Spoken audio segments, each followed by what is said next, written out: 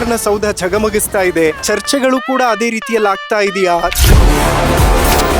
ನಿಜಕ್ಕೂ ಕೂಡ ಈ ಸರ್ಕಾರ ಬಡವರ ಸಮಸ್ಯೆಗಳಿಗೆ ಸ್ಪಂದಿಸುವಂತ ಕೆಲಸವನ್ನು ಮಾಡ್ತಾ ಇದೆಯಾ? ಉತ್ತರ ಕರ್ನಾಟಕ ಭಾಗಕ್ಕೆ ಕೊಡುವಂತಹ ಬಸ್ಗಳ ಸ್ಥಿತಿ ನೋಡಿದ್ರೆ ಬಹಳ ಬೇಸರ ಆಗುತ್ತೆ ಸರ್. ಹಳೆದು ಪಳೆದು ಡಬ್ಬಾ ಟಕೋಟಾ ಬಸ್ಗಳನ್ನ ಹಾಕ್ತಾರೆ. ಅಭಿವೃದ್ಧಿ ಒಂದೇ ಸಲಕ್ಕೆ ಆಗೋದಿಲ್ಲ. ಗ್ಯಾರಂಟಿ ಯೋಜನೆಗಳನ್ನು ಕೊಟ್ಟಿರೋದ್ರಿಂದ ಕೆಲಸಗಳು ಆಗ್ತಾ ಇಲ್ಲ. ಕೆಲವು ಗ್ರಾಮಗಳಲ್ಲಿ ಅವರಿಗೆ ಘೇರಾವ್ ಹಾಕುವಂತ ಪ್ರಸಂಗಗಳು ನಡೀತು ಅಂತ. ಯಾರಾದ್ರೂ ತಾಕತ್ತಿದ್ರೆ ರುದ್ರಪ್ಪಲ ಮಾಡಿ ಕೆಲಸ ಮಾಡಿಲ್ಲ ಅಂತ ಹೇಳಿ ಬೇಕಾದ್ರೆ ತೋರಿಸ್ಲಿ. ಉರ್ದು ಶಾಲೆಗಳಿಗೆ ಇರುವಂತಹ ವ್ಯಾಮೋಹ ಕನ್ನಡ ಶಾಲೆಗಳಿಗಿಲ್ಲ. ಈ ಸರ್ಕಾರಕ್ಕೆ ಓಲೈಕೆ ಮಾಡುವಂತದ್ದನ್ನು ತುಂಬಾ ಅದ್ಭುತವಾಗಿ ಮಾಡ್ತಿದ್ದಾರೆ. ಬಿಜೆಪಿಯವರು ಹಿಂದೂ ಮುಂದು ಮಾಡಬೇಕು, ಇದನ್ನ ಹೇಳಿದ ಅವ್ರಿಗೆ ಬೇರೆ ವೋಟ್ ಸಿಗಲ್ಲ. ಬಟ್ ಉರ್ದು ಶಾಲೆಗಳಿಗೆ ಅನುದಾನ ಕೊಟ್ಟಿರೋದು ನಿಜ ಅಲ್ರಿ ಸರ್? ಸ್ವಲ್ಪ ನಮ್ಮವರು ನಮಗೆ ವೋಟ್ ಹಾಕ್ತವ್ರೆ, ಅವರು ಅಭಿವೃದ್ಧಿನೂ ಆಗ್ಬೇಕಲ್ಲ. ಇದು ಓಲೈಕೆ ರಾಜಕಾರಣ ಆಯ್ತಲ್ಲ. ಆ ಮಕ್ಕಳು ಈ ದೇಶದ ಆಸ್ತಿ, ಅವರು ಅಭಿವೃದ್ಧಿ ಆಗ್ಬೇಕು. ಕಿತ್ತೂರು ಕರ್ನಾಟಕ ಭಾಗದ ಜನರಿಗೆ ಬಹಳ ಮೋಸ ಆಗ್ತಿದೆ, ಅನ್ಯಾಯ ಆಗ್ತಿದೆ ಅಂತ. ನ್ಯಾಯ ಸಿಗುತ್ತಾ ಅವರಿಗೆ? ಕೇಂದ್ರ ಸರ್ಕಾರ ದುಡ್ಡು ಕೊಡ್ತಾ ಇಲ್ಲ. ಮಲತಾಯಿ ಧೋರಣೆಯನ್ನು ಮಾಡದೆ ಕೇಂದ್ರ ಸರ್ಕಾರ ಇಲ್ಲಿನೂ ಫಂಡ್ ಕೊಡಬೇಕು. ಒಂದು ಆಕ್ಸಿಡೆಂಟ್ ಆಗುತ್ತೆ, ಹೆಲ್ತ್ ಒಂದು ಕಡೆ ಕೈ ಕೊಡುತ್ತೆ. ಈಗಲೂ ಕೂಡ ಪಾಪ ತಮಗ್ ನಡೆಯೋದಕ್ಕೂ ಕೂಡ ಕಷ್ಟ ಆಗ್ತಾ ಇದೆ. ಉತ್ತರ ಕರ್ನಾಟಕ ಸಮಸ್ಯೆಗಳಿಗೆ ಅದಕ್ಕೆ ಪರಿಹಾರ ಸಿಗಬೇಕು ಅನ್ನೋ ಆಸೆ ನಮ್ಮೆಲ್ಲರೂ.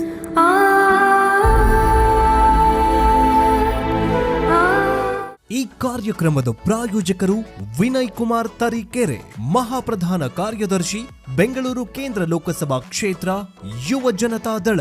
ಗೋಲ್ಡ್ ಲೋನ್ ಇಂಟ್ರೆಸ್ಟ್ ಎಷ್ಟು? 13,000 per month.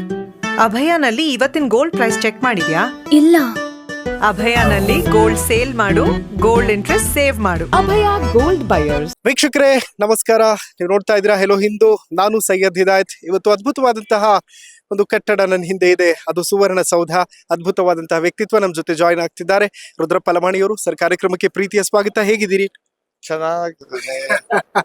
Okay sir, Suvarna Soudha ಝಗಮಗಿಸ್ತಾ ಇದೆ. ಚರ್ಚೆಗಳು ಕೂಡ ಅದೇ ರೀತಿಯಲ್ಲಿ ಆಗ್ತಾ ಇದೆಯಾ? ಚಳಿಗಾಲ ಅಧಿವೇಶನ ಸೂಪರ್ ಸಕ್ಸಸ್ ಆಗಿದೆ ಅಂತ ಅನ್ನಿಸ್ತದ?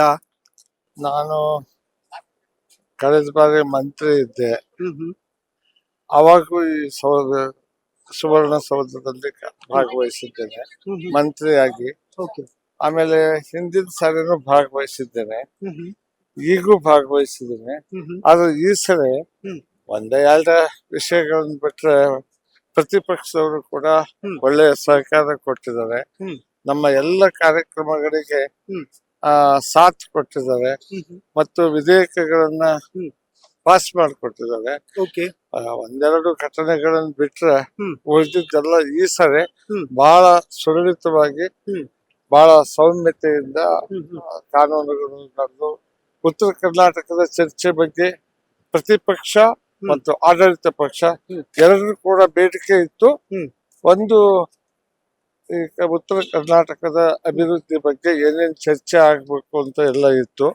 ಅದೆಲ್ಲ ಚರ್ಚೆಗಳಲ್ಲಿ ಉತ್ತರ ಕರ್ನಾಟಕದ, ದಕ್ಷಿಣ ಕರ್ನಾಟಕದ ಎಲ್ಲ ಶಾಸಕರು ಭಾಗವಹಿಸಿದ್ರು. ಮಂತ್ರಿಗಳು ಅದಕ್ಕೆ ಪ್ರತ್ಯುತ್ತರವನ್ನು ಸರಿಯಾದ ರೀತಿಯಿಂದ ಕೊಟ್ಟಿದ್ದಾರೆ. ಒಟ್ಟಾರೆ ಸುವರ್ಣಸೌಧ ಮತ್ತು ಉತ್ತರ ಕರ್ನಾಟಕದ ಒಂದು ಅತ್ಯಂತ ಹೆಮ್ಮೆಯ ವಿಚಾರ. ಇಲ್ಲಿ ಶಾಲಾ ಮಕ್ಕಳು, ವೃದ್ಧರು, ಬಂದವರೆಲ್ಲ, ಮಹಿಳೆಯರು, ಸುಮಾರು ಜನಗಳೆಲ್ಲ ಬಂದು ಇದನ್ನ ಶಾಸನ ಸಭೆ ಹೇಗ್ ನಡೀತಾ ಇದೆ ಅನ್ನೋದನ್ನ ನೋಡಿದ್ದಾರೆ. ಬಹಳ ದೂರದಲ್ಲಿರುವ ಬೆಂಗಳೂರಿಗೆ ಹೋಗ್ಲಿಕ್ಕೆ ಬಹಳ ಮಂದಿಗೆ ಆಗ್ತಿರ್ಲಿಲ್ಲ, ಅದನ್ನ ನೋಡ್ಲಿಕ್ಕೆ ಆಗ್ತಿರ್ಲಿಲ್ಲ, ಅದನ್ನ ಯಾರು ಕರ್ಕೊಂಡ್ ಬರ್ತಿರ್ಲಿಲ್ಲ.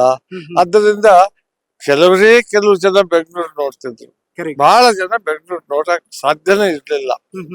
ಅಂತ ಸಂದರ್ಭದಲ್ಲಿ ಇವತ್ತು ಉತ್ತರ ಕರ್ನಾಟಕದಲ್ಲಿ ಈ ಸುವರ್ಣ ವಿಧಾನಸೌಧ ಆಗಿರೋದ್ರಿಂದ ತುಂಬಾ ಜನ ಖುಷಿ ಪಟ್ಟು ಇದೇ ಒಂದು ರಾಜ್ಯನೇ ಏನಪ್ಪ ಅನ್ನೋ ರೀತಿಯಲ್ಲಿ ಬಹಳ ಜನರಿಗೆ ಒಳ್ಳೇದಾಗಿದೆ.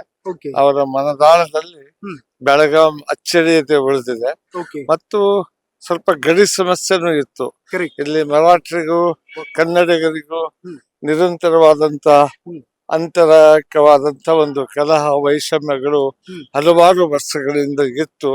ಆ ಕಲಹಗಳು ಈಗೆಲ್ಲ ಕಡಿಮೆಯಾಗಿ ಇವತ್ತು ಕರ್ನಾಟಕದ ಹೆಮ್ಮೆಯ ನಾಡು ಬೆಳಗಾವಿ ಅಂದ್ರೆ ತಪ್ಪಾಗಲಿಕ್ಕಿಲ್ಲ. ಆ ರೀತಿಯಲ್ಲಿ ಇವತ್ತು ಎಲ್ಲ ಸದನ ನಡೆದಿದೆ. ಅದು ವಿಶೇಷವಾಗಿ ಮಹಾತ್ಮ ಗಾಂಧೀಜಿಯವರು 100 ವರ್ಷ 1924ರಲ್ಲಿ ಬೆಳಗಾವಿ ಅಧಿವೇಶನದ ಅಧ್ಯಕ್ಷರಾಗಿದ್ರು. ಒಂದೇ ಬಾರಿ ಅವರ ಅಧ್ಯಕ್ಷರಾಗಿದ್ದ ಸಭೆ ನೆನಪಿಗಾಗಿ ಮಹಾತ್ಮ ಗಾಂಧೀಜಿಯವರ ಪ್ರತಿಮೆಯನ್ನ ಕಳೆದ ವರ್ಷ ಓಪನ್ ಮಾಡಿದ್ವಿ. ಅದು ಕೂಡ ಉತ್ತರ ಕರ್ನಾಟಕಕ್ಕೆ ಬಹಳ ಸಂತೋಷವನ್ನು ತರ್ತಕ್ಕಂಥ ಇದು. ಇನ್ನೊಂದು ರಾಷ್ಟ್ರಧ್ವಜವನ್ನ ಇಡೀ ವರ್ಲ್ಡ್ ನಲ್ಲಿ 2ನೇ ನಂಬರ್ ಇರ್ತಕ್ಕಂಥ ರಾಷ್ಟ್ರಧ್ವಜವನ್ನ ಕಲಬುರ್ಗಿಯ ಸ್ನೇಹಿತರು ಖಾದಿಯಿಂದ ಮಾಡಿ ಖಾದಿಯಿಂದ 2 ಕ್ವಿಂಟಲ್ ಭಾರದ ರಾಷ್ಟ್ರಧ್ವಜವನ್ನ ಇವತ್ತು ಅರ್ಪಣೆ ಮಾಡಿದ್ದಾರೆ. ಅದನ್ನ ಶಾಲಾ ಮಕ್ಕಳು, ವಿವಿಧವರು ಎಲ್ಲರೂ ಈ ಕರ್ನಾಟಕದ ಒಂದು ರಾಜಧಾನಿಯಲ್ಲಿ ಅದೊಂದು ಮೆರಗು ಕೊಡ್ತಾ ಇದೆ ಅಂತ ಅನ್ನುವ ರೀತಿಯಲ್ಲಿ ಇವತ್ತು ಅದು ಕಂಗೊಳಿಸ್ತಾ ಇದೆ. ಅದನ್ನು ಸುಂದರವಾಗಿ ನೋಡ್ಲಿಕ್ಕೆ ಬಹಳ ಅಂದ ಅನ್ನಿಸ್ತದೆ, ಬಹಳ ಖುಷಿ ಅನ್ನಿಸ್ತದೆ. ರಾಷ್ಟ್ರಭಕ್ತಿಯನ್ನು ಬಿತ್ತರಿಸ್ತಕ್ಕಂತ ಕೆಲಸ ಕೂಡ ಬೆಳಗಾವಿಯಲ್ಲಿ ನಡೆದಿದೆ ಅನ್ನೋದು ಬಹಳ ಸಂತೋಷದ ವಿಚಾರ. ಅದರ ಜೊತೆಯಾಗಿ ಪ್ರತಿಭಟನೆಗಳು ಪ್ರತಿ ವರ್ಷನೂ ಬಹಳ ಪ್ರತಿಭಟನೆಗಳು ಇರ್ತಿತ್ತು. ಬಹಳ ಪ್ರತಿಭಟನೆಗಳು ಇಲ್ಲಿ ಬಂದ್ರೆ ಬರೀ ಪ್ರತಿಭಟನೆ ಅನ್ನೋ ರೀತಿಯಲ್ಲಿ ಇದ್ದಿತ್ತು. ಈ ಸರಿ ರೈತರ ಸಮಸ್ಯೆಗಳಿಗೆ ಪರಿಹಾರ ಸನ್ಮಾನ್ಯ ಮುಖ್ಯಮಂತ್ರಿಗಳು ಹುಡುಕಿದ್ದಾರೆ. ಮತ್ತೆ ಗೋವಿನ ಜೋಳ ಬಹಳ ಬೆಳೆದಿದೆ, ಅದನ್ನ ಪರ್ಚೇಸ್ ಮಾಡ್ಬೇಕು ಅಂತ ಒಂದು ಬೇಡಿಕೆ ರೈತರದಾಗಿತ್ತು. ಅದು ಮೊದಲು 20 ಕ್ವಿಂಟಲ್ ಅಂತ ಇತ್ತು, ಅದಕ್ಕೆ 50 ಕ್ವಿಂಟಲ್ ಏರಿಸಿದ್ದಾರೆ. ಮತ್ತು ಹೆಚ್ಚು ಇಥನಾಲ್ ಫ್ಯಾಕ್ಟರಿಗಳಿಗೆ ಅದನ್ನ ಕೊಡಬೇಕು ಅಂತ ಕೇಂದ್ರ ಸರ್ಕಾರಕ್ಕೂ ಇವತ್ತು ಸನ್ಮಾನ್ಯ ಸಂಸದೀಯ ವ್ಯವಹಾರಗಳ ಸಚಿವರಾದಂತ H.K. ಪಾಟೀಲ್ ಮುಖ್ಯಮಂತ್ರಿಗಳು ಇದನ್ನ ಡೆಲ್ಲಿಗೆ ಟ್ರಾನ್ಸ್ಫರ್ ಮಾಡಿದ್ದಾರೆ. ಅದಂದ್ರೆ ನಮ್ಮ ರೈತರಿಗೆ ಬೆಳೆದಂತ ಬೇಡಿಕೆ, ಅವರಿಗೆ ರೇಟ್ ಕೊಡಬೇಕು ಮತ್ತು ವಿದ್ಯುತ್ ಅನ್ನು ಹೆಚ್ಚು ಉತ್ಪಾದನೆ, ಕರೆಂಟ್ ಏನು ಇಥನಾಲ್ ಈ ಪೆಟ್ರೋಲ್ ನಲ್ಲಿ ಸೇರಿಸಿ 20% ಕೊಡಬೇಕು, 30% ಆಗ್ಬೇಕು ಅಂತ ನಮ್ಮ ಬಸವರಾಜ್ ಪಾಟೀಲ್ ಯತ್ನಾಳ್ ಅವರು ಇವತ್ತು ಅದನ್ನ ಪ್ರತಿಪಾದಿಸಿದ್ದಾರೆ. ಒಟ್ಟಾರೆಯಾಗಿ ಈ ಸದನ ಬಹಳ ಉತ್ತಮ ರೀತಿಯಿಂದ ನಡೆದಿದೆ, ನಡೀತು. ನಾಳೆ ಒಂದ್ ದಿವಸ ಆದ್ರೆ ಎಲ್ಲರೂ ಕೂಡ ಬೆಂಗಳೂರು ಕಡೆ ಹೋಗ್ಬಿಡ್ತಾರೆ. ಅದು ಬಹಳ ಖುಷಿಯ ವಿಚಾರ. ಮತ್ತೆ ಬಹಳ ಮುಂದಿನ ದಿನಗಳಲ್ಲಿ ಚೆನ್ನಾಗಿ ಬೆಳೀಲಿ ಅನ್ನೋ ಆಸೆ ಕೂಡ ಇದೆ. ಓಕೆ, ಬಟ್ ನನಗೆ ಬಹಳ ಆಶ್ಚರ್ಯ ಆಗುದು ಅಂತಂದ್ರೆ ಸರ್, ತಮಗೆ ಒಂದು ಆಕ್ಸಿಡೆಂಟ್ ಆಗುತ್ತೆ, ಹೆಲ್ತ್ ಒಂದ್ ಕಡೆ ಕೈ ಕೊಡುತ್ತೆ, ಆದ್ರೂ ಕೂಡ ಇನ್ಫ್ಯಾಕ್ಟ್ ಈಗಲೂ ಕೂಡ ಪಾಪ ತಮಗ್ ನಡೆಯೋದಕ್ಕೂ ಕೂಡ ಕಷ್ಟ ಆಗ್ತಾ ಇದೆ. ಇವೆಂದು ಯಾಕೆ ಅಷ್ಟೊಂದು ಕಾಳಜಿ, ಈ ಈ ಈ ಕಲಾಪದಲ್ಲಿ ನಾನು ಭಾಗಿಯಾಗ್ಲೇಬೇಕು ಅನ್ನುವಂತ ಉತ್ಸಾಹ ಯಾಕೆ ಅಂತ? ಕಳೆದ ಬಾರಿ ರಾತ್ರಿ 1 ಗಂಟೆವರೆಗೂ ಸದನ ನಡೆದಿತ್ತು. 12:45 ಗಂಟೆ 2ನೇ ದಿವಸ ಸದನ ನಡೆದಿತ್ತು. ಅಂದ್ರೆ ಸ್ವಲ್ಪ ಕಲಾಪಗಳು ನಡೆಯುವಾಗ ಅನ್ಯಥಾ ಸುಮ್ನೆ ವಿರೋಧ ಪಕ್ಷದವರು ಸ್ಟ್ರೈಕ್ ಮಾಡಿ, ಅದು ಮಾಡಿ, ಬಾವಿ ಇಳಿದು ಎಲ್ಲವೂ ಮಾಡ್ತಿದ್ರು. ಹಂಗಾಗಿ ಕಲಾಪಗಳು ಮುಗಿಬೇಕು, ಉತ್ತರ ಕರ್ನಾಟಕ ಸಮಸ್ಯೆಗಳಿಗೆ ಅದಕ್ಕೆ ಪರಿಹಾರ ಸಿಗ್ಬೇಕು ಅನ್ನೋ ಆಸೆ ನಮ್ಮೆಲ್ಲರದು. ಹಾಗಾಗಿ ಈ ಸಾರಿ ಉತ್ತರ ಕರ್ನಾಟಕದ ಅಭಿವೃದ್ಧಿಯ ಬಗ್ಗೆ ನಮ್ಮ ವಿರೋಧ ಪಕ್ಷದವರೇ ಮೊದಲು ತರಬೇಕು ಅಂತ ಅವರು ಇದನ್ನ ಮಾಡಿದ್ರು. ಆದ್ದರಿಂದ ಈ ಸಲ ಎಲ್ಲವೂ ಕೂಡ ಸುರಳಿತವಾಗಿ ನಡೆದಿದೆ. ಅದಕ್ಕೆ ಅವರಿಗೂ ಕೂಡ ಅಭಿನಂದನೆಗಳು ಸಲ್ಲಿಸ್ತೇನೆ. ಓಕೆ ಸರ್, ಉತ್ತರ ಕರ್ನಾಟಕದ ವಿಚಾರದಲ್ಲಿ, ಅದರಲ್ಲೂ ಕೂಡ ಕಿತ್ತೂರು ಕರ್ನಾಟಕದ ವಿಚಾರದಲ್ಲಿ ಮಲತಾಯಿ ಧೋರಣೆ ಇದೆ. ಒಂದು ಕಡೆ KKRDBಗೆ ಕೊಡುವಂತ ಫಂಡ್ ದೊಡ್ಡ ಪ್ರಮಾಣದಲ್ಲಿದೆ. 371J ಇಂದ ಅವ್ರಿಗೆ ತುಂಬಾ ಅನುಕೂಲ ಆಗ್ತಾ ಇದೆ. ನಮ್ಮ ಭಾಗದ ಜನರಿಗೆ, ಅದರಲ್ಲೂ ಕೂಡ ನಮ್ಮ ಕಿತ್ತೂರು ಕರ್ನಾಟಕ ಭಾಗದ ಜನರಿಗೆ ಬಹಳ ಮೋಸ ಆಗ್ತಿದೆ, ಅನ್ಯಾಯ ಆಗ್ತಿದೆ ಅಂತ. ನ್ಯಾಯ ಸಿಗುತ್ತಾ ಅವರಿಗೆ? ನಮ್ಮ ಎಲ್ಲರ ಆಶೆನೂ ಕೂಡ ಬಹಳ ಫಂಡ್ ಬಂದ್ರೆ ಈ ರಾಜ್ಯದ ಅಭಿವೃದ್ಧಿ ಆಗ್ಬೇಕು ಅನ್ನೋದು ಎಲ್ಲರ ಆಶೆ.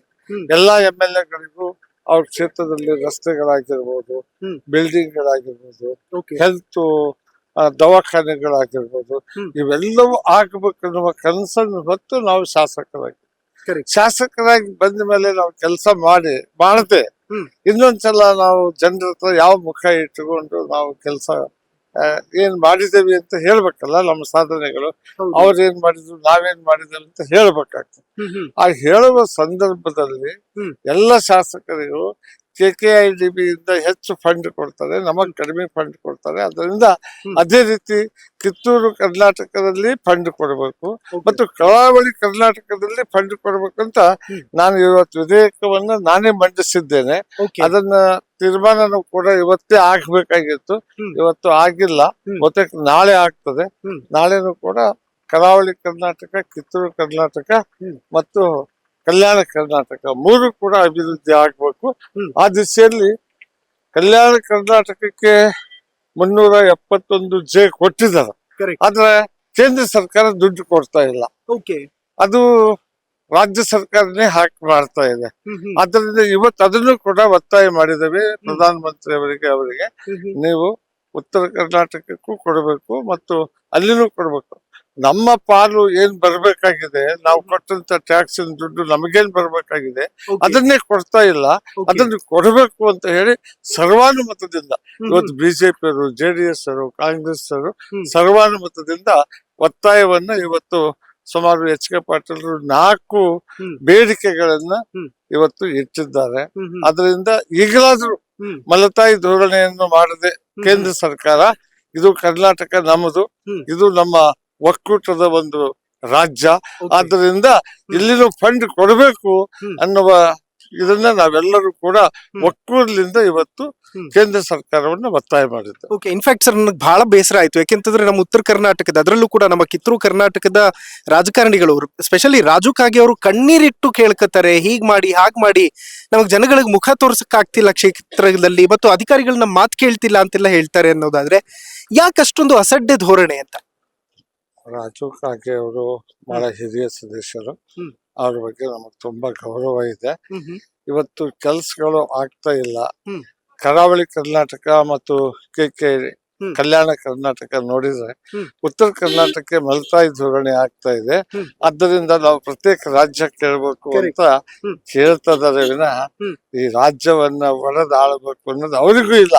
ಆದ್ರೆ ಈ ದೃಷ್ಟಿಯಿಂದ ಆದ್ರೂ ಉತ್ತರ ಕರ್ನಾಟಕದ ಕಡೆಗೆ ನೋಡಿ ಉತ್ತರ ಕರ್ನಾಟಕದ ಅಭಿವೃದ್ಧಿ ಆಗಬೇಕು, ಕೇಂದ್ರ ಮತ್ತು ರಾಜ್ಯ ಸರ್ಕಾರಗಳು ಕಣ್ಣು ತರಿಬೇಕು ಅನ್ನೋ ಉದ್ದೇಶದಿಂದ ಹೇಳಿದ್ದಾರೆ ವಿನಃ ಏನೋ ಅವ್ರ ಮನಸ್ಸಿನಿಂದ ಉತ್ತರ ಕರ್ನಾಟಕ ಪ್ರತ್ಯೇಕ ರಾಜ್ಯ ಆಗ್ಬೇಕು ಅನ್ನುವುದು ಅವರ ಇದು ಅಲ್ಲ. ಆದ್ರೆ ಅವರು ಸ್ವಲ್ಪ ನಮ್ಮ ಕೆಲ್ಸಗಳು ಹೆಚ್ಚಾಗಲಿ, ನಮ್ಮ ಭಾಗಕ್ಕೆ ದುಡ್ಡು ಸಿಗಲಿ ಅನ್ನೋ ಕಾರಣ ಅಂತ ಹೇಳ್ತಾ ಇದ್ದಾರೆ. ಓಕೆ, ವಿಲ್ ಸರ್, ತಾವು ಕೂಡ ಬಹಳ ಕಷ್ಟಪಟ್ಟು ಮೇಲ್ ಬಂದಿದ್ದಂಥವ್ರು. ಇನ್ಫ್ಯಾಕ್ಟ್ ನನಗೆ ಸ್ಟಿಲ್ ನೀವು ನಿಮ್ಮ ಬಾಲ್ಯದ ಒಂದಷ್ಟು ಕಥೆಗಳನ್ನ ಹೇಳಿದ್ ನನ್ನ ಕಣ್ಮುಂದೆ ಇವತ್ತು ಕೂಡ ಕಟ್ಟಿದೆ ಅಂತಿದೆ.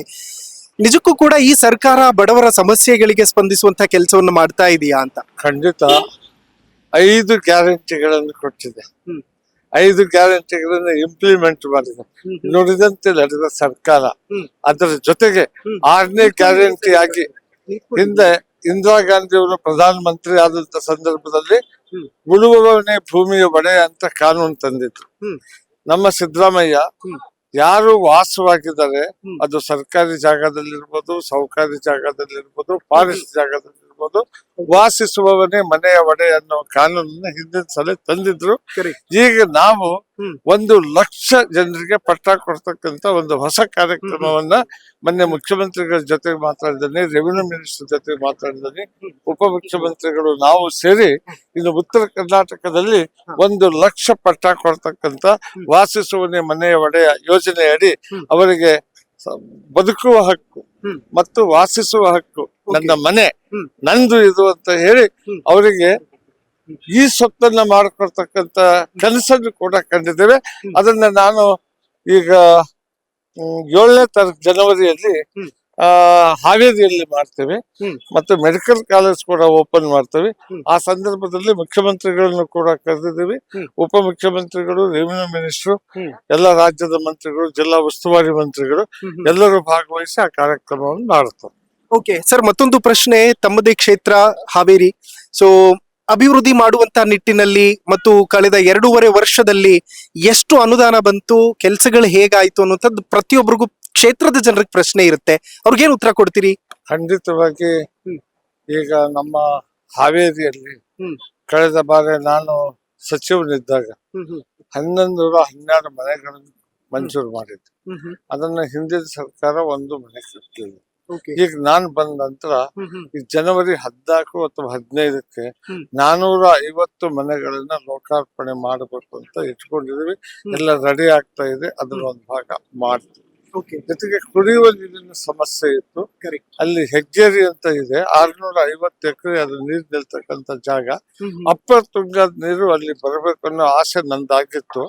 ಕೆಲವು ಜನ ನಮ್ ಹೊಲ ಹೋಗ್ತತಿ ಅಲ್ಲಿ ಅದನ್ನ ಕೊಡೋದಿಲ್ಲ ಅಂತ ಇದನ್ನ ವಿರೋಧ ಮಾಡಿದ್ರು. ಆದ್ರೆ ಈ ಸರಿ ಅದನ್ನ ಸಾಧಿಸಿ ಸನ್ಮಾನ್ಯ ಮುಖ್ಯಮಂತ್ರಿಗಳನ್ನ 2ನೇ ಬಾರಿಗೆ ಬಂದಾಗ ಅವ್ರನ್ನ ಕರೆಸಿ ಈಗಾಗಲೇ ಕೆರೆ ತುಂಬಿಸಿದೆ. ಆಮೇಲೆ 200 ಕೋಟಿ ಅಮೃತ 2 ಯೋಜನೆ ಅಡಿಯಲ್ಲಿ ಈಗಾಗಲೇ ಕಂಚನಗಟ್ಟಿಯಿಂದ ನೀರ್ ತರ್ತಕ್ಕಂತ ಕೆಲಸ ಬಹಳ ವೇಗವಾಗಿ ನಡೀತಾ ಇದೆ. ಯುಜಿಡಿ 2009ರಲ್ಲಿ ಆಗಿತ್ತು, ಅದು ಇನ್ಕಂಪ್ಲೀಟ್ ಆಗಿತ್ತು.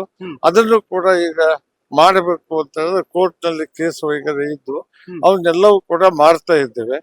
ಒಟ್ಟಾರೆಯಾಗಿ ಈಗ ಒಂದು 200 ಕೋಟಿ ರೂಪಾಯಿ ವೆಚ್ಚದಲ್ಲಿ ಒಂದು ಬ್ಯಾರೇಜ್ ಅನ್ನು ಕಟ್ಟಿ ಕುಡಿಯುವ ನೀರಿನ ಸಲುವಾಗಿ ಇದು ಮಾಡ್ತಕ್ಕಂಥದ್ದು ಇನ್ನು ಟೆಂಡರ್ ಹಂತದಲ್ಲಿದೆ, ಅದು ಆಗ್ತದೆ. ಹೆಗ್ಗೇರಿಯನ್ನ ಅಭಿವೃದ್ಧಿ ಪಡಿಸಲಿಕ್ಕೆ ಒಂದು 20 ಕೋಟಿ ರೂಪಾಯಿಗಳ ವೆಚ್ಚದಲ್ಲಿ ಅದು ಕೆಲಸ ಮಾಡಬೇಕು ಅಂತ ಹೇಳಿ ಇದು ಮಾಡಿದ್ವಿ. 6.5 ಕೋಟಿ ರೂಪಾಯಿ ಅಕ್ಕಮಹಾದೇವಿ ಕೆರೆ ಅಂತ ಇದೆ ಹಾವೇರಿ ನಗರದಲ್ಲಿ, ಅದಕ್ಕೆ ಫುಲ್ ಡೆವಲಪ್ಮೆಂಟ್ ಮಾಡಬೇಕು. ಒಳಗಡೆ ಪ್ರವಾಸಿಗರು ಬಂದ್ರೆ ಅವ್ರು ನೋಡ್ಲಿಕ್ಕೆ ಸುಂದರವಾಗಿ ಸಿಗಬೇಕು ಅಂತ ಹೇಳಿ ಸುಮಾರು ಒಂದು 10 ಕೋಟಿ ವೆಚ್ಚದಲ್ಲಿ ಅದನ್ನ ಪ್ರಾಜೆಕ್ಟ್ ಕಂಪ್ಲೀಟ್ ಆಗಿದೆ.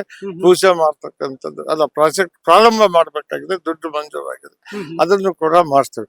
ರಂಗಮಂದಿರ ಕಟ್ಟೋದಾಗಿರ್ಬೋದು, ಅನೇಕ ಆಫೀಸ್ಗಳನ್ನ ಕಟ್ಟೋದಾಗಿರ್ಬೋದು, ಆಮೇಲೆ ಹಾಸ್ಟೆಲ್ಗಳನ್ನ ಕಟ್ಟೋದಾಗಿರ್ಬೋದು, ಮೊರಾರ್ಜಿ ದೇಸಾಯಿ ಶಾಲೆಗಳನ್ನ ಕಟ್ಟೋದಾಗಿರ್ಬೋದು, ಆಮೇಲೆ SC ST ವಸತಿಯುತ ಕಾಲೇಜ್ ಕಟ್ಟತಕ್ಕಂತ ಕೆಲಸ ಕೂಡ ಪೂರ್ಣಗೊಂಡಿದೆ. 44 ಕೋಟಿ ರೂಪಾಯಿಗಳಲ್ಲಿ ಪೂರ್ಣ ಆಗಿದೆ.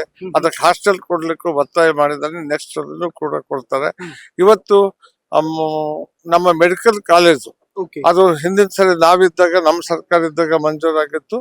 ಮುಂದೆ ನಾವು ಸೋತ್ವಿ, ಮತ್ತೆ ಬಿಜೆಪಿ ಸರ್ಕಾರ ಬಂದು ಕಟ್ಟಿದ್ರು. ನಾವು ಬಂದ ಮೇಲೂ ಪೂರ್ಣ ಮಾಡಿದೇವಿ. ಅದ್ರ ಉದ್ಘಾಟನೆ ಲೋಕಾರ್ಪಣೆ ಮಾಡ್ತಕ್ಕಂತ ಕೆಲಸ ಜನವರಿ 7ಕ್ಕೆ ನಡೀತಾ ಇದೆ. ಅದ್ರ ಜೊತೆಗೆ ಒಂದು ಚತುರ್ಭುಜ ರಸ್ತೆಯನ್ನ DC ಆಫೀಸ್ ನಿಂದ ಹಾವೇರಿವರೆಗೆ ಮಾಡಬೇಕು ಅಂತ ಹೇಳಿ 51 ಕೋಟಿ ರೂಪಾಯಿದ್ದು ಪ್ರಾಜೆಕ್ಟ್ ಅನ್ನ ಮುಖ್ಯಮಂತ್ರಿಗಳು ಕೊಟ್ಟಿದ್ದೇವೆ. ಅದು ಕೂಡ ಇಷ್ಟರಲ್ಲಿ ಮಂಜೂರಾಗ್ತದೆ. ಹಾವೇರಿ ನಗರಕ್ಕೆ ಒಂದು 50 ಕೋಟಿ ರೂಪಾಯಿ ವೆಚ್ಚದಲ್ಲಿ ಹಿಂದಿನ ಸಲ ನಾನು ಕೆಲಸ ಮಾಡಿಸಿದ್ದೆ. ಈಗೂ ಕೂಡ ಒಂದು 20-25 ಕೋಟಿ ರೂಪಾಯಿ ಕೆಲಸ ಪ್ರಾರಂಭ ಮಾಡಿದ್ದೇವೆ. ಕೆಲಸಗಳು ಬಹಳ ವೇಗವಾಗಿ ನಡೆದಿದೆ. ಇನ್ನು ಅನೇಕ ಅಭಿವೃದ್ಧಿ ಕೆಲಸಗಳು ಹಳ್ಳಿಗಳಲ್ಲಿ ಕೂಡ ನಡೆದಿದೆ.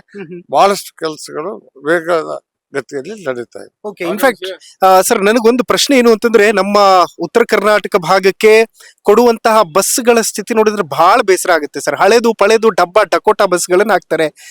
ರಾಮಲಿಂಗಾರೆಡ್ಡಿ ಅವ್ರಿಗೆ ಯಾಕೆ ಡಿಮ್ಯಾಂಡ್ ಮಾಡಲ್ಲ ನೀವೆಲ್ಲರೂ ಸೇರಿ ಒಂದೊಳ್ಳೆ ಒಂದು ಬಸ್ ವ್ಯವಸ್ಥೆಯನ್ನು ಮಾಡಿ ಅಂತ? ಯಾಕೆಂತಂದ್ರೆ ಈ ಭಾಗ ಅಷ್ಟೇ ಅಲ್ಲ, ಕಲ್ಯಾಣ ಕರ್ನಾಟಕದಲ್ಲೂ ಕೂಡ ಅದೇ ಸ್ಥಿತಿ ಇದೆ. ಸರಿ ಇದೆ.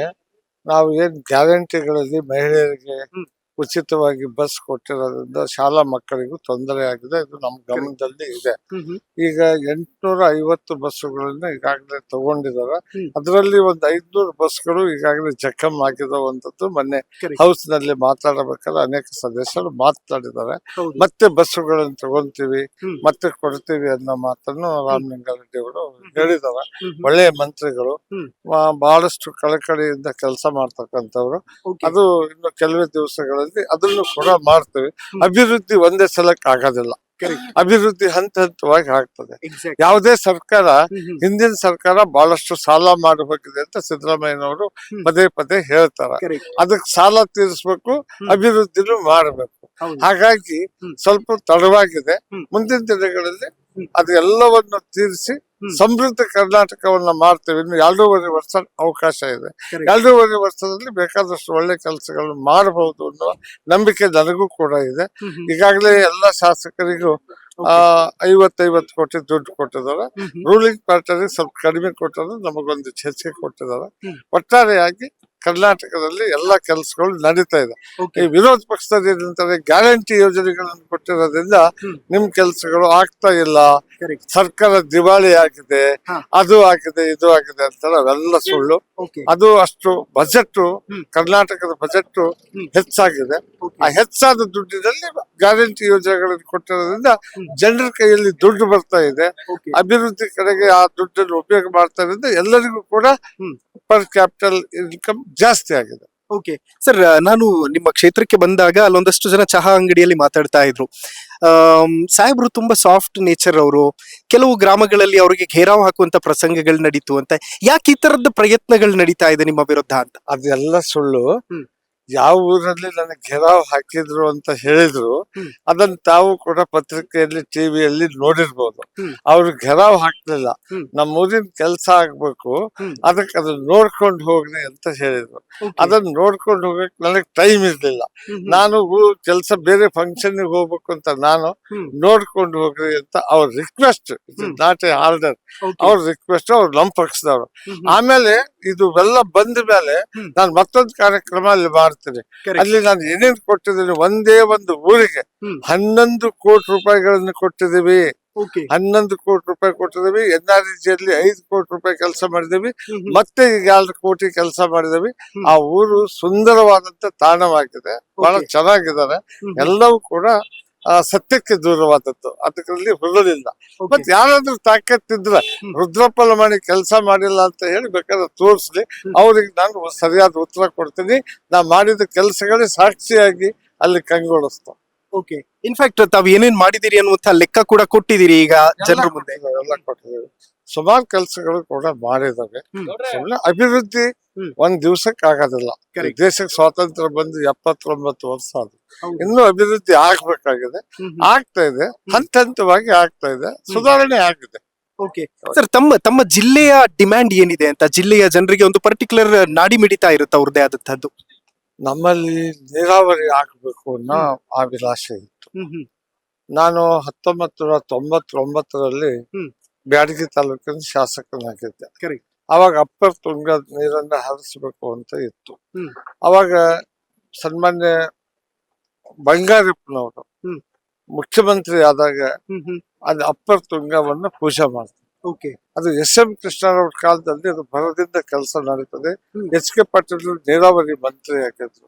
ಅವತ್ತು ನಮ್ಮ ಡಿಮಾಂಡ್ ಏನಿತ್ತು ಅಂದ್ರೆ, 700 ಅಡಿ 800 ಅಡಿ ಬೋರ್ ಹೊಡಿತೇವೆ, ನೀರೇ ಬರೋದಿಲ್ಲ, ಆದ್ದರಿಂದ ಕೆರೆಗಳನ್ನು ತುಂಬಿಸ್ಬೇಕು ಅನ್ನುವ ಡಿಮಾಂಡ್ ಬಹಳಷ್ಟಾಗಿತ್ತು. ಆದ್ದರಿಂದ ಅದ್ರ ಕೆರೆಗಳಿಗೆ ನೀರು ತುಂಬಿಸ್ತಕ್ಕಂತ ಕೆಲಸ ಮಾಡಬೇಕಾಗಿತ್ತು. ಈಗಾಗಲೇ ರಾಣೆಬೆನ್ನೂರು ತಾಲೂಕು ಮತ್ತು ಬ್ಯಾಡಗಿ ತಾಲೂಕಿಗೆ ನೀರು ಅಪ್ಪರ್ ತುಂಗದಿಂದ ಬರೋದಿಲ್ಲ. ಅಲ್ಲಿ ಒಂದು ವರದಾ ನದಿಯಿಂದ ಲಿಫ್ಟ್ ಇರಿಗೇಷನ್ ಮಾಡಿ 38 ಕೆರೆಗಳನ್ನು ತುಂಬತಕ್ಕಂಥದ್ದು, ರಾಣೆಬೆನ್ನೂರು ತಾಲೂಕಿನ ಎಲ್ಲಾ ಕೆರೆಗಳನ್ನು ತುಂಬತಕ್ಕಂಥದ್ದು, ಹಾವೇರಿ ತಾಲೂಕಿನ ಎಲ್ಲಾ ಕೆರೆಗಳನ್ನು ತುಂಬತಕ್ಕಂಥದ್ದು, ಸವಣೂರು ತಾಲೂಕಿನ ಅರ್ಧ ಭಾಗ ನನಗೆ ಬರ್ತದೆ. ಅಲ್ಲಿ 48 ಕೆರೆಗಳನ್ನು ತುಂಬತಕ್ಕಂಥ ಕೆಲಸ ಬೊಮ್ಮಾಯಿ ಅವರು ಅವಾಗ MLA ಆಗಿದ್ರು, ಸಿದ್ದರಾಮಯ್ಯನವರು ಮುಖ್ಯಮಂತ್ರಿ ಆಗಿದ್ರು. ಹಿಂದಿನ ಸರಿ ವಿಚಾರ. ಇವತ್ತು ಎಲ್ಲ ಕೆರೆಗಳಿಗೆ ನೀರು ತುಂಬಿಸ್ತಕ್ಕಂಥದ್ದು. ಮತ್ ಇವತ್ತು ಸವಣೂರು ತಾಲೂಕಿನಲ್ಲಿ ಯಾರೊಬ್ರು ಒಂದು ಬೋರ್ ಹಾಕ್ರಿ ಅಂತ ಕೇಳಿದ್ರು. ಯಾಕಂದ್ರೆ ಅಂತರ್ಜಲ ಜಾಸ್ತಿಯಾಗಿ ನೀರ್ ಮೇಲ್ಗಡೆ ಇದೆ, ಆದ್ದರಿಂದ ನೀರ್ ಸಾಕಷ್ಟು ಬರ್ತಾ ಇದೆ. ಇವತ್ತು ನಮ್ಮ ತಾಲೂಕಿನಲ್ಲಿ ಯಾವುದೇ ಕುಡಿಯುವ ನೀರಿನ ಬರ ಇಲ್ಲ, ಸಮೃದ್ಧಿ ಆಗಿದೆ. ಇದು ಒಂದು ಭಾಗ ನನಗೆ ಬಹಳ ಖುಷಿ ತರ್ತದೆ. ಅದ್ರ ಜೊತೆಗೆ ಶಾಲೆಗಳನ್ನ ಮಾಡಬೇಕು ಅಂತ ಬೇಡಿಕೆ ಬಹಳ ಜನ ಏನಂದ್ರೆ, ಈಗ ಕನ್ನಡದ ಶಾಲೆಗಳಲ್ಲಿ ಓದಿಸ್ಲಿಕ್ಕೆ ತಯಾರಿಲ್ಲ. ಎಲ್ಲರ ಮಕ್ಕಳು ಇಂಗ್ಲಿಷ್ ಓದಬೇಕು ಅಂತ ಹೇಳ್ತಾರೆ. ಇಂಗ್ಲಿಷ್ ಓದ್ಬೇಕು, ನನ್ನ ಮಗನು ಬಡವರು ಕೂಡ ಕಾನ್ವೆಂಟ್ ಕಲಿಸ್ಬೇಕು ನನ್ನ ಮಕ್ಕಳಿಗೆ ಅಂತ ಓದಿಸ್ತಾರೆ. ಕೆಲವರು ಕನ್ನಡಾಭಿಮಾನಿಗಳು ಕನ್ನಡ ಶಾಲೆ ಒಳಗೆ ಓದಿಸಿ ಕನ್ನಡ ಶಾಲೆಗಳು ಮುಚ್ತಾರು. ಅದಕ್ಕೆ ನಾನ್ ಮೇಲ್ಗಡೆ ಕುಳಿತಂತ ಸಂದರ್ಭದಲ್ಲಿ ಒಂದು ಪ್ರಸ್ತಾಪ ಪ್ರಾರಂಭ ಆಯ್ತು. ಬಹಳ ಜನ ಶಾಸಕರು ಕನ್ನಡ ಶಾಲೆಗಳು ಮುಚ್ತದವು, ಕೆಲವು ಶಾಲೆಗಳಲ್ಲಿ ಮಕ್ಕಳೇ ಇಲ್ಲ, ಟೀಚರ್ಗಳು ಅದಾರ, ಮಕ್ಕಳಿಲ್ಲ, ಹಾಗೆ ಹೀಗೆ ಅಂತ ಪ್ರಶ್ನೆ ಮಾಡ್ತಾ ಇದ್ರು. ಅವತ್ತು ನಾನು ಮೇಲ್ಗಡೆ ಕುಂತಿದ್ದೆ, ಪೀಠದ ಮೇಲೆ ನಾನಿದ್ದೆ. ಆ ಸಂದರ್ಭದಲ್ಲಿ ಒಂದು ಚರ್ಚೆ ಆಗಿ ಉಪಮುಖ್ಯಮಂತ್ರಿಗಳು ಮತ್ತು ಈಗಿನ ಮಂತ್ರಿಗಳಾದಂತ ಶಿಕ್ಷಣ ಸಚಿವರಾದಂತ ಮಧು ಬಂಗಾರಪ್ಪನವರು ಒಂದು ಚರ್ಚೆ ಪ್ರಾರಂಭ ಮಾಡಿದ್ರು. ಯಾವ ಗ್ರಾಮ ಪಂಚಾಯತಿ ಒಂದು ಪಬ್ಲಿಕ್ ಸ್ಕೂಲ್ ಮಾಡಬೇಕು, ಪಬ್ಲಿಕ್ ಸ್ಕೂಲ್ ಮಾಡಬೇಕು, KPSC school, Karnataka public school. ಅಲ್ಲಿ 1ನೇ ಕ್ಲಾಸ್ ಇಂದ LKG UKG ಇಂದ ಪ್ರಾರಂಭ ಮಾಡಿ PUC ವರೆಗೆ ಅಲ್ಲೇ ಮಕ್ಕಳು ಅಲ್ಲೇ ಓದಬೇಕು. ಆದ್ದರಿಂದ KPS ಸ್ಕೂಲ್ಗಳನ್ನ ಮಾಡಬೇಕು ಅಂತ ಹೇಳಿ ಅವತ್ತೊಂದು ನಮ್ ಡಿಮಾಂಡ್ ಇತ್ತು. ಇವತ್ತು ಸರ್ಕಾರ ಏಷ್ಯನ್ ಬ್ಯಾಂಕ್ ನಿಂದ ಸಾಲ ತಗೊಂಡು ಇವತ್ತು 1,000 ಶಾಲೆಗಳನ್ನ ಕರ್ನಾಟಕದಲ್ಲಿ ಪ್ರಾರಂಭ ಮಾಡ್ತಾ ಇದ್ದೇವೆ. ನನ್ನ ಒಂದು ತಾಲೂಕು ಮತಕ್ಷೇತ್ರದಲ್ಲಿ 3 ಶಾಲೆಗಳನ್ನು ಕೊಟ್ಟಿದ್ದಾರೆ. ಅಂದ್ರೆ ಆ ಮಕ್ಕಳು ಬೆಳಿಗ್ಗೆ ಬರ್ತಾರೆ ಬಸ್ ನಲ್ಲಿ, ಮಧ್ಯಾಹ್ನ ಊಟ ಮಾಡ್ತಾರೆ, ಮತ್ತೆ ಸಾಯಂಕಾಲ ಹೋಗಿ ಅವ್ರ ಊರಿಗೆ ಬಿಡ್ತೀವಿ, ಮತ್ತೆ ಬೆಳಿಗ್ಗೆ ಹೋಗಿ ಕರ್ಕೊಂಡ್ ಬರ್ತೀವಿ. ಈ ರೀತಿಯ ಒಂದು ಒಳ್ಳೆ ಉತ್ತಮ ಶಿಕ್ಷಣ ಕೊಡ್ತಕ್ಕಂಥ ಶಾಲೆಗಳು ಪ್ರಾರಂಭ ಆಗಿರೋದು ಸಿದ್ದರಾಮಯ್ಯನವರ ಕಾಲದಲ್ಲಿ. ಇದು ರಾಜ್ಯಕ್ಕೆ ಮಾತ್ರ ಅಲ್ಲ, ರಾಷ್ಟ್ರಕ್ಕೆ ಮಾದರಿ ಅನ್ನೋದನ್ನು ಕೂಡ ನಾನು ಬಹಳ ಹೆಮ್ಮೆಯಿಂದ ಹೇಳ್ತೇನೆ. ಮತ್ತೊಂದು ಕಡೆ ಚರ್ಚೆ ಆಗ್ತಾ ಇದೆ, ಸಿದ್ದರಾಮಯ್ಯ ಅವರ ವಿಚಾರದಲ್ಲಿ ನೀವು ಹೇಳ್ತಾ ಇದ್ರಿ, ಉರ್ದು ಶಾಲೆಗಳಿಗೆ ಇರುವಂತಹ ವ್ಯಾಮೋಹ ಕನ್ನಡ ಶಾಲೆಗಳಿಗಿಲ್ಲ. ಈ ಸರ್ಕಾರಕ್ಕೆ ಓಲೈಕೆ ಮಾಡುವಂತದ್ದನ್ನು ತುಂಬಾ ಅದ್ಭುತವಾಗಿ ಮಾಡ್ತಿದ್ದಾರೆ. ಸಿದ್ದರಾಮಯ್ಯ ಸರ್ಕಾರ ಮುಸಲ್ಮಾನರ ವೋಟ್ ಪಡೆಯುವಂತ ನಿಟ್ಟಿನಲ್ಲಿ ಪ್ರಯತ್ನ ಮಾಡ್ತಿದೆ ಅನ್ನುವಂತ ಟೀಕೆಗಳು ಕೂಡ ಇದೆ.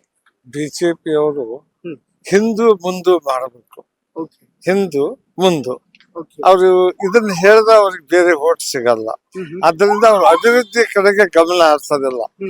ಆ ಎಲೆಕ್ಷನ್ಗಳು ಬಂದಾಗ ಇದನ್ನ ಹೇಳೋದು, ಜಾತಿ ಮಾಡೋದು, ಮತ್ತೆ ಹೋಗೋದು, ವೋಟ್ ತಗೊಳ್ಳೋದು, ಆಮೇಲೆ ಅವ್ರಿಗೆ ಮಣ್ಣು ತಿನ್ಸತಕ್ಕಂತ. ಬಟ್ ಉರ್ದು ಶಾಲೆಗಳಿಗೆ ಅನುದಾನ ಕೊಟ್ಟಿರೋದು ನಿಜ ಅಲ್ರಿ ಸರ್? ಸ್ವಲ್ಪ ನಮ್ಮವರು ನಮಗೆ ವೋಟ್ ಹಾಕ್ತವ್ರೆ, ಅವರು ಅಭಿವೃದ್ಧಿನೂ ಆಗ್ಬೇಕಲ್ಲ. ಇದು ಓಲೈಕೆ ರಾಜಕಾರಣ ಆಯ್ತಲ್ಲ. ಅಲ್ಲಿ ಪಕ್ಕದ ಪಾನ ಇಷ್ಟ ತಗೊಂಡು ಪಾಪ ಅವ್ರು ಇಲ್ಲಿವರೆಗೂ ಯಾರು ಓದಿಲ್ಲ, ದೊಡ್ಡ ಅಧಿಕಾರಿಗಳು ಆಗಿರೋದು ಕಡಿಮೆ ಅವ್ರ ಜನಸಂಖ್ಯೆಗೆ ಅನುಗುಣವಾಗಿ. ಆ ಮಕ್ಕಳು ಓದ್ಬೇಕಲ್ಲ, ಅವ್ರಿಗೂ ಈ ದೇಶದ ಆಸ್ತಿ ಅವರು. ಆ ಮಕ್ಕಳು ಈ ದೇಶದ ಆಸ್ತಿ, ಅವರು ಅಭಿವೃದ್ಧಿ ಆಗ್ಬೇಕು. ಅವರು ಎಷ್ಟು ದಿವಸ ಪಕ್ಕದ ಪಾನ ತಗೊಂಡು ಬರೀ ಪಾನ ಕಟ್ ಮಾಡ್ಕೊಂತ ಕುಂದಿರ್ಬೇಕು. ಅದರಿಂದ ಅವರಿಗೂ ಹೆಚ್ಚು ಶಿಕ್ಷಣವನ್ನು ಕೊಟ್ಟರೆ ತಪ್ಪೇನಿದೆ ಇದರಲ್ಲಿ? ತಪ್ಪಂತಲ್ಲ ಸರ್. ಅರಗ ಜ್ಞಾನೇಂದ್ರ ಅವರು ಇವತ್ತು ಬೆಳಿಗ್ಗೆ ಒಂದು ಮಾತು ಹೇಳ್ತಾ ಇದ್ರು, ಉರ್ದು ಶಾಲೆಗಳು ಪ್ರತ್ಯೇಕ ಮತ್ತು ಕನ್ನಡ ಶಾಲೆಗಳು ಪ್ರತ್ಯೇಕ ಅಂತಂದ್ರೆ ಸಣ್ಣ ವಯಸ್ಸಿನಿಂದಲೇ ಪ್ರತ್ಯೇಕತೆಯನ್ನ ಮಕ್ಕಳ ಮನಸ್ಸಲ್ಲಿ ತುಂಬ್ತಾ ಇದೀವಿ ಅನ್ನುವಂತ. ಈಗ ಕರ್ನಾಟಕ ಪಬ್ಲಿಕ್ ಸ್ಕೂಲ್ ಕೊಟ್ಟಿದ್ದಾರೆ, KPS ಸ್ಕೂಲ್. ಅಲ್ಲಿ LKG UKG ಇಂದ ಮಕ್ಕಳು ಓದ್ತಾವ. ಅಲ್ಲಿ ಮತ್ತೆ ಎಲ್ಲಾ ಜಾತಿ ಮಕ್ಕಳಿಗೂ ಕೊಟ್ಟಂಗ ಮತ್ ಇವರಿಗೂ ಕೂಡ ಕೊಟ್ಟ ತಪ್ಪೇನಿದೆ? ಅದರಿಂದ ಕೊಟ್ಟಿದ್ದಾರೆ. ನನ್ನ ಕ್ಷೇತ್ರದಲ್ಲಿ ಕೊಟ್ಟಿದ್ದಾರೆ, ಮೊರಾರ್ಜಿ ದೇಸಾಯಿ ಮಾದರಿಯಲ್ಲಿ ಕೊಟ್ಟಿದ್ದಾರೆ. ಒಳ್ಳೊಳ್ಳೆ ಸ್ಕೂಲ್ಗಳು ನನ್ನ ಕ್ಷೇತ್ರದಲ್ಲಿ ತುಂಬಾ ಮಾಡಿದ್ದಾವೆ. ಮಾಡ್ಲಿ, ಅವ್ರ ಮಕ್ಕಳು ಓದ್ಲಿ, ಓದ್ಬೇಕನ್ನೋ ಅಭಿಲಾಷೆ ಎಲ್ಲರ ಮಕ್ಕಳಿಗೂ ಇದೆ. ಅದರಿಂದ ಚೆನ್ನಾಗಿ ಓದ್ಲಿ ಅವ್ರ ಮಕ್ಕಳು. ವೆಲ್, ಫೈನಲ್ ಏನ್ ಹೇಳ್ತೀರಿ ಸರ್? 10ಕ್ಕೆ ಎಷ್ಟು ಮಾರ್ಕ್ಸ್ ಕೊಡ್ತೀರಿ ಸುವರ್ಣಸೌಧದಲ್ಲಿ ನಡೆದಂತಹ ಚಳಿಗಾಲದ ಅಧಿವೇಶನಕ್ಕೆ? ಇಲ್ಲ, ಈ ಸರಿ 10ಕ್ಕೆ 9 ಮಾರ್ಕ್ಸ್ ಕೊಡೋದ್ರಲ್ಲಿ ತಪ್ಪಿಲ್ಲ. ಬಹಳ ಚೆನ್ನಾಗಿ ನಡೆದಿದೆ. ಒಂದ್ ಯಾಕೆ ಕಡಿಮೆ ಆಯ್ತು? ಸ್ವಲ್ಪ ಅಡೆತಡೆಗಳು ಅವು ಇವು ಇರ್ತಾವ. ಎಲ್ಲವೂ 100% ಮಾಡ್ಲಿಕ್ಕೆ ಆಗೋದಿಲ್ಲ. ಒಂದರ ಕಡಿಮೆ ಇದ್ರೆ ಮುಂದಿನ ಸಲ ಅದನ್ನು ಒಂದ್ ಸರಿ ಮಾಡಿದ್ರೆ 10ಕ್ಕೆ 10 ಆಗ್ಬಹುದು. ಬಟ್ ಒಂದ್ ಮಾತಂತೂ ಕೇಳ ಬರ್ತಿದೆ ಸರ್, ಅಡ್ಜಸ್ಟ್ಮೆಂಟ್ ಅಲ್ಲಿ ಎಲ್ಲವೂ ನಡೀತಾ ಇದೆ ವಿರೋಧ ಪಕ್ಷ ಮತ್ತು ಆಡಳಿತ ಪಕ್ಷದ ಮಧ್ಯೆ. ಹಾಗಾಗಿ ಕಲಾಪದಲ್ಲಿ ಆ ತರದ ಪ್ರಲಾಪ ಕಾಣ ಸಿಗ್ತಿಲ್ಲ ಅಂತ. ಇಲ್ಲ, ಅಡ್ಜಸ್ಟ್ಮೆಂಟ್ ಅಂತ ಅಲ್ಲ, ಅಭಿವೃದ್ಧಿನೂ ಕೂಡ ನೋಡ್ಬೇಕಾಗ್ತದೆ. ಆಮೇಲೆ ಅವರು ಈ ಹಿಂದೆ ಆಡಳಿತ ಮಾಡಿದ್ದಾರೆ, ಅವರಿಗೂ ನಮಗೆ ತುಲನೆ ಮಾಡಿದಾಗ ನಾವು ಇವರಿಗೆ ಕಡಿಮೆ ಇದ್ದಾವೆ ಅನ್ನೋದಕ್ಕೆ ಇನ್ನೊಬ್ರು ಜಾಸ್ತಿ ಇದ್ದಾರೆ, ಸುಮ್ಮನೆ ಇರ್ತಾರೆ. ಹಂಗಾಗಿ ಸರಿಯಾಗಿದೆ. Done. Thank you so much sir. ಬಹಳ ಖುಷಿ ಆಯ್ತು ಆಫ್ಟರ್ ಲಾಂಗ್ ಟೈಮ್ ಒಂದು ಸಂದರ್ಶನ. Thank you so much. Thank you.